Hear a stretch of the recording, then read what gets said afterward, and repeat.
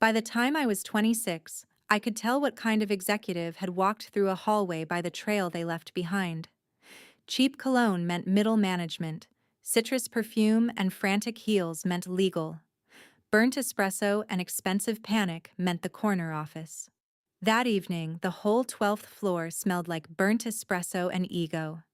My name is Lana, and I worked for Bristle and Beam Facility Services, the cleaning contractor trusted by glass tower companies that liked their scandals hidden behind polished chrome.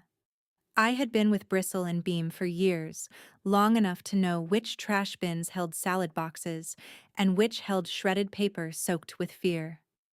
I cleaned law firms, a biotech startup, and the headquarters of a logistics company called Harbor Crest Systems, where the chief executive, Rolf Danner, strutted around like the building had been poured in his shape. People think cleaners are invisible. That is only half true. We are invisible when they want to ignore us, but we see everything because nobody lowers their voice for the mop woman. At Harbor Crest, weird things clustered around Rolf like flies around old fruit. After everyone left, lights would still glow under the executive suite. The vice president, Miles Voss, would slip back in through the side entrance sometime in the evening, tie loosened, face stiff. Their meetings never appeared on the scheduling board near reception. The assistant Bree would linger too, always carrying folders with no labels. Some nights I would pass the hall and hear the CEO door lock with a sharp click. Then came muffled voices, a chair scraping, once even a thud against the wall that made me pause with my cart and stare. I never stood there long. A woman in my job learns the difference between noticing and surviving. Still, I noticed patterns. When executives meet off the calendar, it usually means one of three things. Somebody is hiding money, hiding liability, or hiding both. I did not have an MBA, but years around offices had given me a practical education. Real power leaves clues in accounting printouts tossed in the bin, unsigned vendor agreements, courier envelopes, and the way nervous people suddenly start using cash for things that should have a paper trail. I also knew something else. If a company ever asks you to do work outside your assigned area, get it in writing. If somebody blames you for a safety issue, photograph the sign, the floor, the station log, and your route sheet. Paper is armor. Nobody teaches working women that early enough. That night, I was assigned to the 11th floor. I remember because I had just finished wiping fingerprints off the conference room glass when my radio crackled with static from Mina, another cleaner working 12. She sounded irritated. Good. That meant normal. I rolled my cart to the service corridor to refill paper products. On my way back, I set a yellow caution sign near a stretch of hallway where a coffee spill from some afternoon meeting had turned tacky. Not my section, but if I see a hazard, I mark it. That is how grown women avoid becoming scapegoats for men in loafers. Sometime in the early evening, the executive suite door flew open. Rolf came out fast, carrying a coffee cup and barking over his shoulder at someone inside. Miles followed halfway, then stopped when he saw me at the far end. He gave me a look that said I had interrupted something important, which was rich, considering I was the only person there doing actual work. Rolf kept going without even glancing at the floor sign. His shoe hit the wet patch, skidded sideways, and suddenly, the king of Harbor Crest was windmilling down the hallway, coffee sailing onto his suit in a dramatic brown arc. The cup smacked the wall. He grabbed at the air, missed, and landed hard against the baseboard. For a second there was only stunned silence. Then he sprang up, face purple, jacket dripping, and spotted me. Embarrassment needs an audience. I was the only one available. He jabbed a finger at me and shouted that I was useless, incompetent, a liability, and finished. He said I had no business being in the building if I could not keep a hallway safe. The irony nearly knocked me over beside him. I opened my mouth to explain I was not even assigned to that floor. He did not care. Men like Rolf never ask who is responsible. They simply choose a woman nearby and call it leadership. He told me to get out. So I did. but not empty-handed. I rode the service elevator down with my jaw clenched so hard I thought I might crack a molar. Humiliation is a hot thing. It does not just sting, it cooks. By the time the elevator reached the lobby, I was no longer embarrassed. I was precise. My supervisor, Dina, was in the janitorial office reviewing route sheets. She looked up, took one look at my face, and said, "Who did it?" I appreciated that she did not ask what happened. Women who survive workplaces like ours develop a nose for nonsense. I told her. Every detail. The spill, the sign, the fall, the coffee-soaked suit, the tantrum. I also told her the part that mattered most. I was assigned to the 11th floor, not the 12th. Mina could confirm it. The route log could confirm it. The keycard history could confirm it. Dina swore under her breath and checked the schedule binder. There it was in black ink. My name beside 11, Mina beside 12. That should have ended it. It did not. Around the next morning, Bristle and Beam Management called me in. Their district manager had already spoken with Harbor Crest. Rolf had claimed I ignored a wet floor, endangered staff, and responded disrespectfully after he confronted me. The building contract was large enough to make weak men stronger and decent men spineless. The district manager folded his hands and told me my services were no longer needed. Not my performance, not the facts. My services. That phrase still makes me laugh in a dangerous way. I asked whether they had reviewed the route sheet. He said the client account was sensitive. I asked whether they had checked camera footage. He said this was an internal decision. I asked for the reason in writing. That finally made him blink. Always ask for it in writing.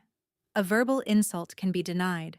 A written statement can be compared, challenged, and carried into a hearing room by a woman in sensible shoes. He printed a termination notice dressed up in vague language. I took it, signed only to acknowledge receipt, and wrote next to my signature that I disputed the stated basis. Then I took a photo of it before leaving the room. On the bus home, my anger sharpened into structure. I made a file. Not a sad little folder. A real file. Inside went my route schedules, pictures of my station log, texts from Mina confirming our assignments, and a typed timeline of every strange after-hours pattern I had seen at Harbor Crest. I listed dates as closely as I could remember.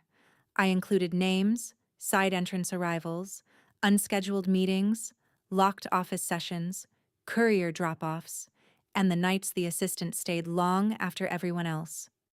Memory fades, documentation ages beautifully. I also remembered something Rolf did not know. Harbor Crest had cameras everywhere. A week earlier, I had seen the security manager, Owen Pike, near in the loading area while helping move a pallet of paper goods. He was one of those quiet men who observed before speaking, which made him rarer than diamonds in that building. He had once told me, after an intern accused a cleaner of stealing earbuds, that good footage is better than loud confidence. So I called him. He could not hand me recordings. He made that clear. But when I asked whether the 12th floor corridor had camera coverage during the incident window, he paused just long enough to answer without answering. "You should direct any concern to the board audit channel," he said. "Not human resources. Audit." That single word rearranged my thoughts. Audit means governance. Governance means somebody cares less about a bruised ego and more about undisclosed risk, liability, harassment exposure, false reporting, or possible misuse of company resources. Boards do not wake up for hurt feelings. They wake up for provable misconduct. I thanked him and hung up. Then I logged into the Public Investor Relations page and found the board reporting hotline, the audit committee contact, and the corporate secretary mailing address. Every public-facing company has a trail somewhere. Women should know that. When the front door is guarded by cowards, use the side door built for compliance. I made tea, opened my laptop, and began writing the message that would either restore my job or light Rolf Danner on fire without a single match. My complaint letter was not emotional. That was the trick. Rage is useful fuel, but evidence is the steering wheel. I addressed it to the audit committee and copied the corporate secretary. In the subject line, I wrote, "Concern regarding retaliatory termination, possible records avoidance, and repeated off-calendar executive meetings." That is the kind of title nobody sensible ignores. Then I laid it out with all the warmth of a tax auditor. I identified myself, my employer, my work assignment, and the date I was terminated after an incident on a floor outside my assigned area. I attached the route sheet. I attached the written notice. I attached my contemporaneous timeline. I noted that the chief executive had publicly blamed me for a hazard despite available records showing I was not the responsible cleaner. I added that I believed hallway camera footage and keycard logs would verify both his fall and the false accusation. Then I turned to the stranger pattern. For years, I wrote, I had observed repeated after-hours executive meetings involving the chief executive and vice president that did not appear on visible office schedules, often accompanied by locked-door sessions and assistant participation. I did not speculate about the exact subject, because reckless guesses weaken strong facts. Instead, I described observable behavior, frequency, and risk indicators. Unscheduled closed-door meetings are not illegal by themselves, but when combined with retaliation, hidden document movement, and a senior executive willing to create false blame after a public embarrassment, they suggest a control problem. Boards hate control problems even more than they hate headlines. I ended with a simple request: preserve surveillance footage, key card access logs, visitor records, expense approvals, Niki and communications relating to the incident and those meetings. Preservation. Another useful word. If you ever suspect misconduct in a company, do not just say something bad happened. Ask them to preserve relevant records.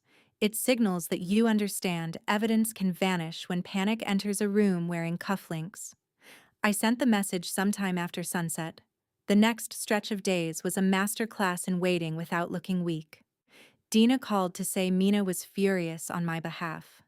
Apparently, Rolf had strutted around the next morning telling people he had removed dead weight.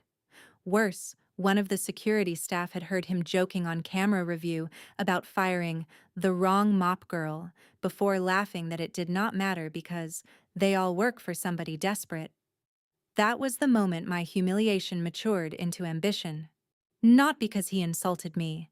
Men like him insult everyone beneath their eyesight. What mattered was the phrase on camera. If he had acknowledged I was not responsible, then the firing was not merely unfair. It was knowingly false. Retaliation has a smell too, and it smells expensive. 2 days later, I received a reply from a law firm that represented the board. Not human resources, not public relations, external counsel. That is when I knew Rolf had a problem larger than dry cleaning. They requested a call. I prepared like a woman who had been underestimated too many times to count. I printed my timeline. I highlighted names. I organized dates by month and noted which nights coincided with quarter-close periods and vendor payment cycles. That pattern had struck me after I thought it through. The secret meetings tended to cluster around reporting periods. Maybe coincidence, maybe not. But good preparation is not paranoia. It is leverage with posture. During the call, the lawyer asked careful questions. What exactly had I seen? What had I heard? Who could corroborate floor assignments? Had anyone ever instructed me to avoid certain rooms? Did I notice boxes, folders, or visitors? I answered only what I knew. Truth has a cleaner edge than drama. At the end, the lawyer thanked me and said the board would investigate. Her tone was neutral, but neutral from outside counsel is often where panic begins on the inside. I hung up and smiled into my kitchen. Rolf had fired a cleaner. What he had actually done was promote me to witness. The investigation moved faster than gossip, which surprised me because gossip in corporate buildings travels like a flu through open-plan seating. Within days, Harbor Crest looked different. Executives who once floated around with polished certainty now walked briskly, carrying folders too carefully. The assistant, Bree, stopped making eye contact with anyone. The vice president, Miles, left through the lobby instead of the side entrance, which told me somebody had started reviewing access logs. When people change routine, it usually means routine has become evidence. I was not back inside the building, of course, but cleaners talk, security talks, receptionists talk, and delivery staff might as well be a national intelligence service if you offer them coffee and respect. Through that grapevine, a picture emerged. The board had pulled corridor footage from the evening of the fall. It showed my caution sign standing in plain view, me working another corridor, and Rolf barreling past while glancing back over his shoulder at Miles. It showed his spill, his slip, and his spectacular effort to blame gravity on the nearest woman with a cart. Better still, the footage from later review captured him mocking the incident and admitting I was not even assigned to that floor. That alone could have sunk him. But boards rarely unsheathed knives for one act of petty cruelty. What got their full attention was the trail attached to those off-calendar meetings: expense records, vendor approvals, draft agreements, private discussions with the vice president about side arrangements that had not gone through required review. I never learned every technical detail, but the broad shape became clear enough. They had been trying to funnel work through favored intermediaries while keeping scrutiny low and documentation scattered. Not elegant fraud, more like arrogant sloppiness with a polished watch. Corporate men often think secrecy is strategy. It is not. Strategy leaves a lawful trail. Secrecy leaves a subpoena path. Then came the call I had been waiting for. A board representative and outside counsel asked to meet me in a neutral office downtown. I wore a navy dress, low heels, and the expression of a woman who had receipts, and no interest in being grateful for basic fairness. The board representative, a silver-haired woman named Celia Wynne, spoke first.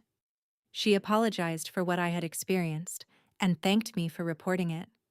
There are apologies that float and apologies that land. Hers landed. She told me the company had terminated Rolf for cause. Miles had been placed on leave pending final action. Additional internal controls were being implemented, including stronger documentation rules for vendor approvals, access oversight, and whistleblower routing outside management channels. Then she slid a document across the table. Harbor Crest wanted to offer me a direct role in facilities compliance coordination. The salary was 2.2 times what I had been earning through Bristle and Beam. There was also a one-time payment of $135,000 in recognition of the personal and professional harm caused by the retaliatory firing and the value of the information I had brought forward. For a moment, I just looked at the page. It is one thing to dream of vindication. It is another to watch it arrive itemized. I read every line before speaking. Another lesson women need carved into marble: never let relief sign before caution reads.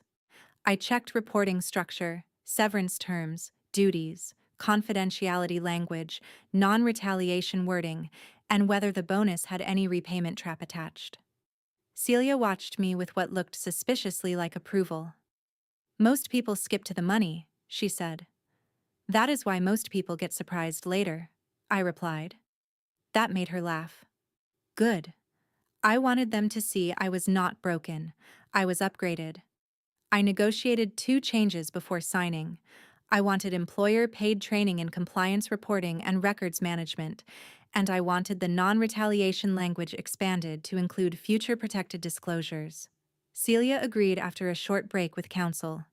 Walk away if the terms insult you. Ask for revisions if the terms can improve. Silence is expensive.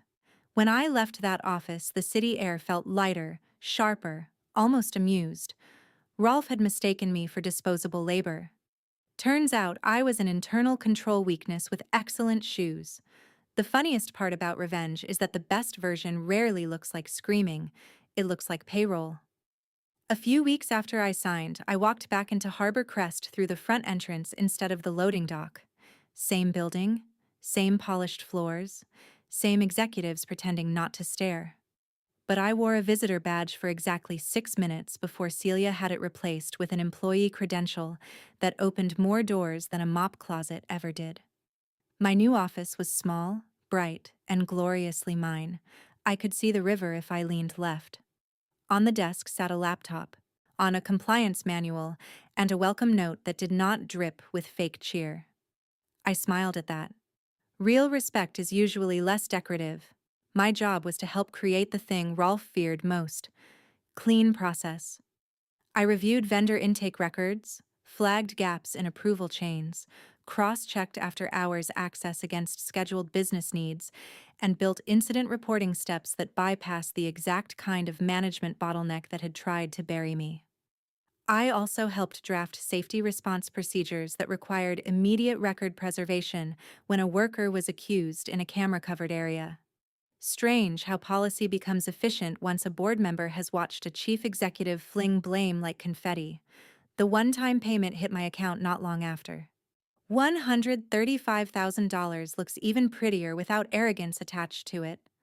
I did not waste the money trying to look triumphant. I used it like a woman who had paid attention. I cleared my student debt. I funded an emergency reserve. I put part of it into a broad market investment account and part into a high-yield cash fund for flexibility.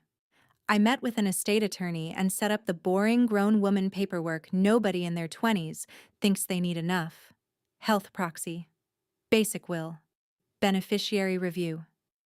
If life has taught me anything, it is that chaos loves people who leave forms blank. I also rented a better apartment with windows that let in morning light and enough kitchen space for real knives. Not fancy, just honest.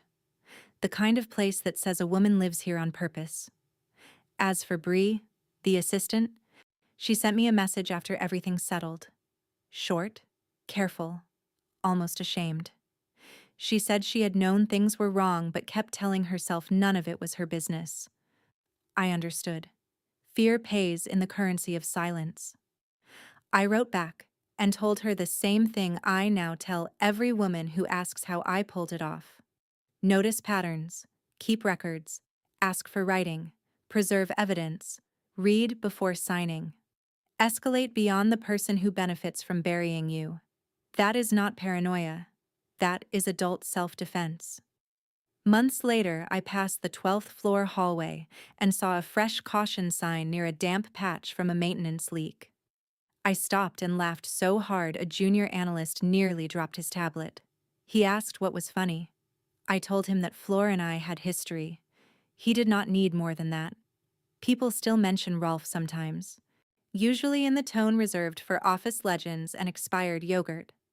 I never add much. His story belongs to the board minutes, the legal files, and whatever dry cleaner had to explain why rage does not lift coffee stains from wool.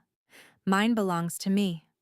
I was a mid-20s woman pushing a cleaning cart through rooms full of people who thought I did not matter.